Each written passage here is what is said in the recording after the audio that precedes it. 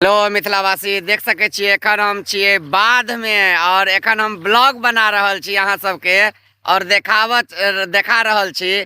देखियो एखन हम अपन खेत में छी और ये हमर सरसों के खेत छै, में साग छै, खेसारी के साग, सरसों, मुरई, मटर, तमाम जे होय छै तीसी एमे देने छियै। एखन देखबै खेत पटबै ले आयल छी और देखियो खेत पाटि रहल छै। अहाँ सब देखबै खेत पटा रहल छियै, कियाकि एखन जे छै से पानि नहीं छै, नमी नहीं छै जमीन में, जे के कारण देखबै साग सब में जे छै एमे दलहन सब में पीलापन आयल जाय छै और बरकैत नहीं भ रहल छै, जे के कारण एखन एलियै हन और देखायब अहाँ सबके।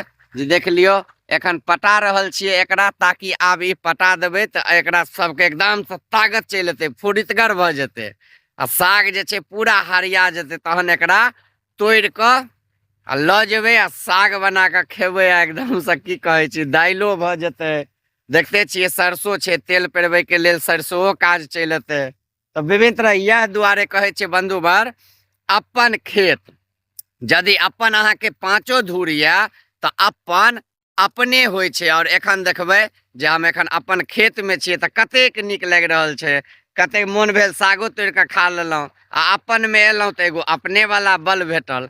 तऽ एखन देखेलहुँ हन जे एखन आइ हम जे छै से खेत पटा रहल छियै आ देख लेबै एखन पाटि रहल छै खेत, देखाइत हैत अहाँ सबके, देखबै या पानि जे छै देख लेबै। तऽ एखन एलहुँ हन, एही में लागल छी, ताहि दुआरे आइ कतहु वीडियो बनबै लए नहीं गेलहुँ।